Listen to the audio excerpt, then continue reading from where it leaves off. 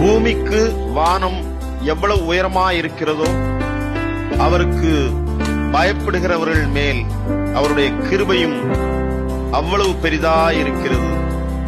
மேற்குக்கும் கிழக்குக்கும் எவ்வளவு தூரமோ அவ்வளவு தூரமாய் அவர் நம்முடைய பாவங்களை நம்மை விட்டு விலக்கினார். தகப்பன் தன் பிள்ளைகளுக்கு இறங்குகிறது போல கர்த்தர் தமக்கு பயந்தவர்களுக்கு இறங்குகிறார். சங்கீதம் 103, 11, 12 மற்றும் 13. இந்த நாள் இனிமையான நாளாக உங்கள் வாழ்வில் அமைய இறை மைந்தன் இயேசுவின் நாமத்தில் அன்பின் வாழ்த்துக்கள்.